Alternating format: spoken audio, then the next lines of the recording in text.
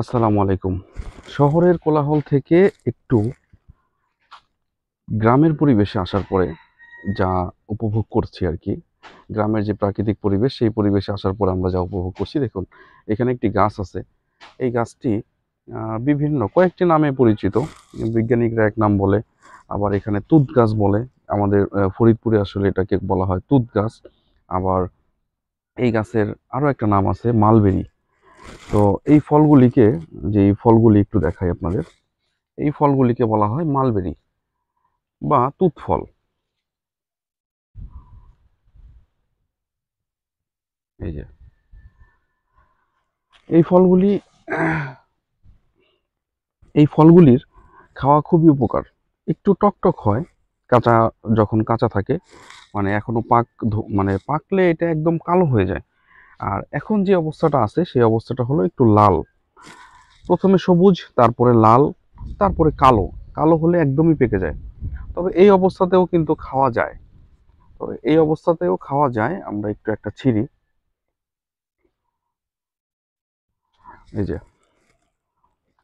এটা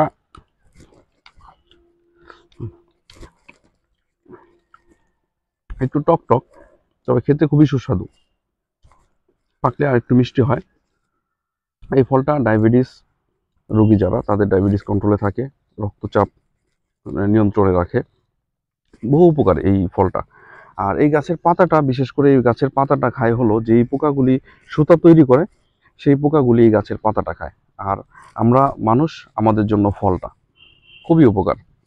তো গ্রামের পরিবেশে এসে এরকম ফল খাচ্ছি প্রতিনিয়ত। মানে সকাল হলে এরকম ফল সকাল বিকেল খেতে পাচ্ছি। আবার সবজির কথা যদি বলি, তাহলে এরকম চাল কুমড়া, সবজি মানে গাছ থেকে নিজেই সংগ্রহ করি। নিজেই এরকম গাছ থেকে সবজি সংগ্রহ করি। সকাল সকাল হলেই বেরিয়ে পড়ি, তারপর এরকম সবজি সংগ্রহ করি। তারপর এখানে মিষ্টি কুমড়া গাছ আছে, মিষ্টি কুমড়ার ফুল সংগ্রহ করি। সেই মিষ্টি কুমড়ার ফুল দিয়ে চপ তৈরি করি। সেই চপগুলি খুব সুস্বাদু। এরকম প্রাকৃতিক খাবার যা সৃষ্টিকর্তা আমাদের উপহার স্বরূপ দিয়েছেন, সেই খাবারগুলি একদমই ন্যাচারাল, প্রাকৃতিক যে খাবারগুলি, এগুলি থেকে আমরা খুবই আনন্দ পাই। তো এই জিনিসগুলি আসলে শহরে মানে খুবই কম। যদিও হয় তাহলে সেগুলি কিনে খেতে হয়, বা যাদের চার দেয়ালে যারা থেকে অভ্যস্ত তারা আসলে এই আনন্দটা উপভোগ করতে পারে না। তো আসলে এটা আসলে একদমই গ্রামের পরিবেশ।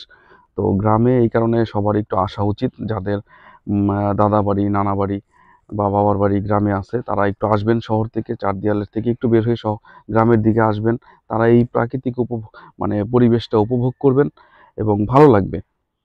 এই রোদ, এই বৃষ্টি, এরকম পরিবেশে থাকাটা খুবই ভালো লাগে আর কি। কখনো রোদ, কখনো বৃষ্টি, হঠাৎ রোদ আসে, এখন আবার রোদটা কমে গেছে, এখন আবার একটু বৃষ্টি, আকাশে মেঘ। তো আকাশটাও খুব সুন্দর লাগছে। এই দেখুন, আকাশে সাদা মেঘ,